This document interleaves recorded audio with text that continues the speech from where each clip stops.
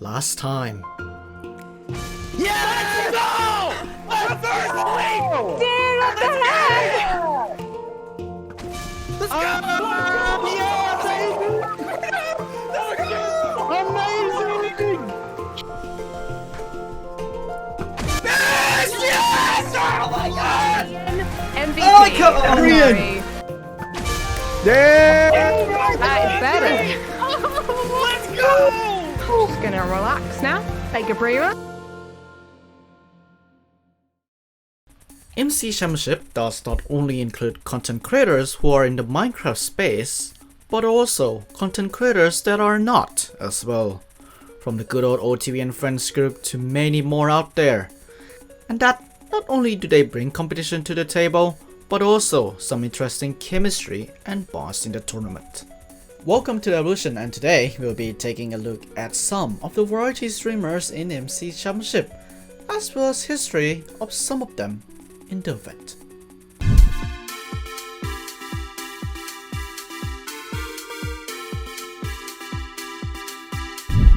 MCC 10 started 2 weeks after MCC 9 and is the first event to feature teams from viewers of the tournament. Purple Pandas with Contest is just Araya, Yeet Daisy and WebKit, and Pink Parrots with IIC Bunny, Roguski, Asnesum, and Purple Bites, or as I would like to call them, the Splatoon gang. As well as that, there are some minor scoring changes in SG as with the last event's domination, and some minor changes and there since there's only like 2 weeks. With that, let's move along to the variety frogs. Now, just to say this right now, I will not be covering every variety streamers in MCC. Instead, I've handpicked some that could be relevant or prominent in the tournament, as literally everyone is a variety streamer at this point.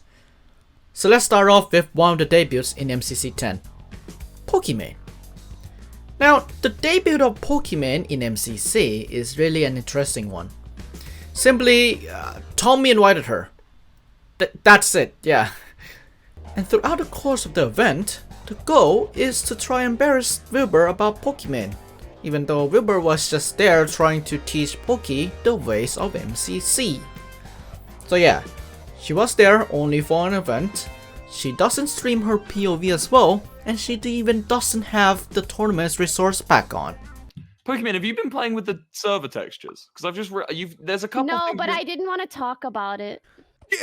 Wait, you haven't been using the textures? What the hell? Yeah, I realized like earlier, and I was like, I'm just not gonna say anything because. You literally can't play without the textures! You are throwing for us! Will she likely be back? Nah, not really, no. But you know who's likely to be back? Ludwig Grian, the variety YouTube frog and the person who inspires Woofies, Mughal Male in the first place. Debuting in MCC 13, he really is competitive when it comes to this event, from parkour attack being his thing to getting stuck with Sasha Vixela in Ace Race. We thought that he was going to be there only for that event, but he came back in Underdogs where his variant skills shine in Meltdown, as well as casually locking himself up in Sense of Time. You're good. You're good, Ray. You're good. Oh, you jumped through that hole. I'm gonna fucking kill myself! Fuck! Fuck that! I held control! And yes, I know he was gonna be in Pride 22, but you know, wedding, yada yada, yeah. He then participated in MCC 28 since he wants to participate more in the event. But that's it. No more of him so far. Like, man needs to sign up more if he said that he wants to win, so yeah. Depending on that, he is likely to return, I would say. Next is the good old lad that is Karl Jacobs. From that channel with millions of subs. You know, that thing, that channel, yeah? Now, Karl started in MCC 11 and has a pretty good time with, well, the Dream Team. That's the subject of the next video, by the way. And he had a 100% win rate at the time. Totally not being carried, by the way.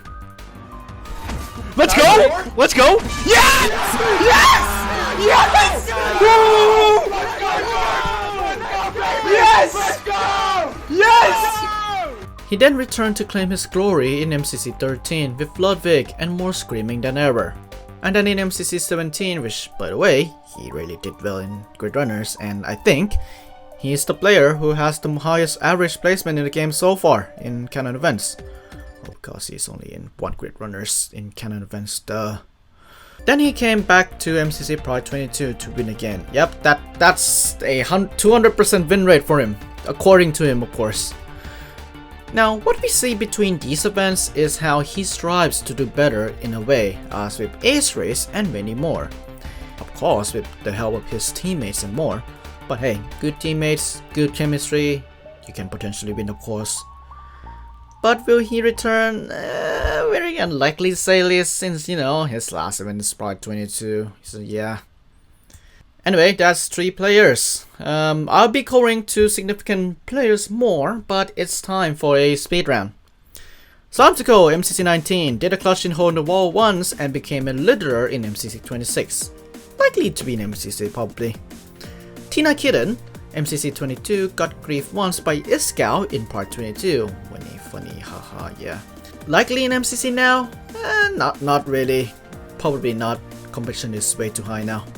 Gumi, MCC 17, now considered as the veteran of MCC since she debuted in that event, and she's known for, well, thumbs up at this moment in time. Will she be back? Absolutely.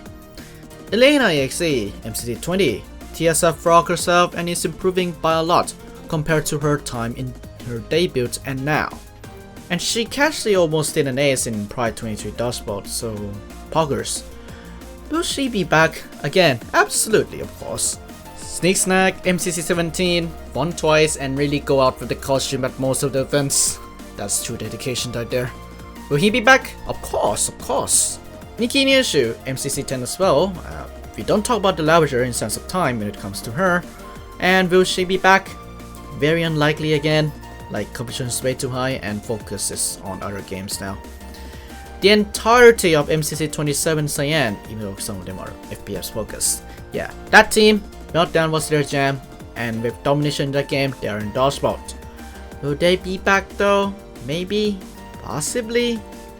And Valkyrie, Lily Pishu, Ryan Higa, Janet X Chocobars. There are plenty of variety frogs in MCC at this stage who is likely to return and not return. Possibly due to the skill level to become dominant in the games, and that their placements are not really quite good compared to some who have played Minecraft for years. That does not mean that they would not be dominant, of course. These 2 that I will talk about next are the ones that really become one with the event in MCC.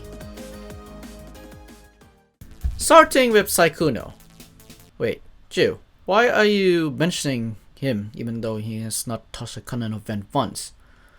Well, Sykkuno is an interesting case of being competitive in MCC, as well as having growing experiences in the games that he plays. In his first event, Pride 22, he is the top of the team, even though he came 34th in that event. But really, he did well in Ace Race, coming in the middle of the pack, which is the same with his second event in MCC 27, but not really in Pride 23, since there's a lot of recurring players there. Now, his second event that I just mentioned, MCC 27, was also a dominant one, as the skill level is a little bit higher with the games chosen.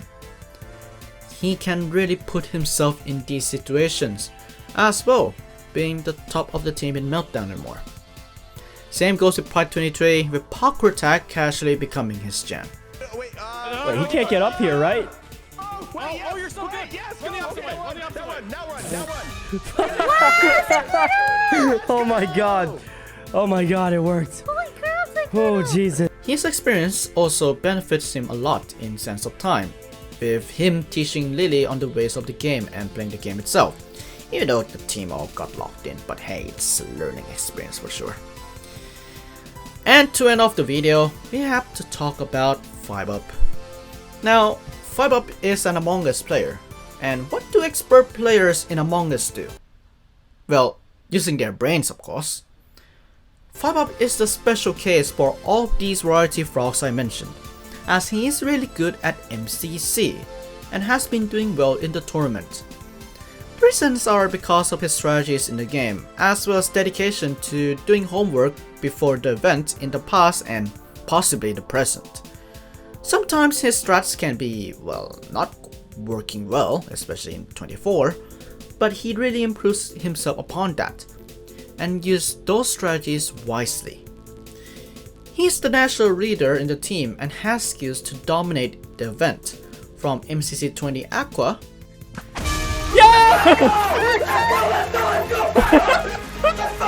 Oh god, that's so stressful. That's so stressful. to recently, at the time of recording this, in MCC Pride 23 with battle box and more.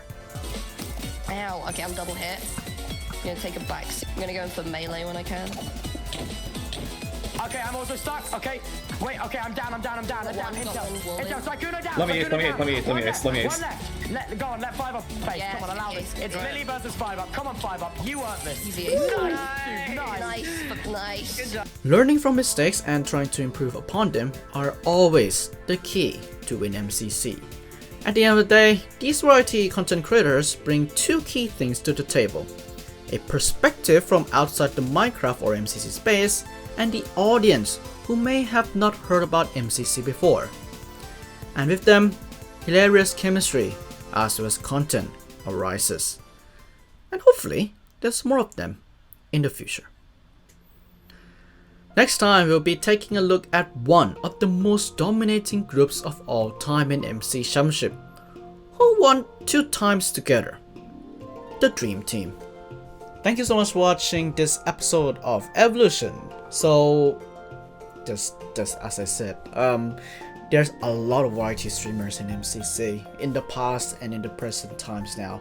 The 5 that I spotlight here are the ones that are prominent or famously known for something, but there's a lot more. Gumi, for example, there's a lot more things about Gumi, a lot more things about Lena, etc, etc on there. So yeah, these are the 5 that I want to spotlight in case, and also like keeping with the topic and the event timeline as well, because we are in MCC 10 now. So yeah, next is the Dream Team. So it will be very fun to see the history, because it is a long history indeed.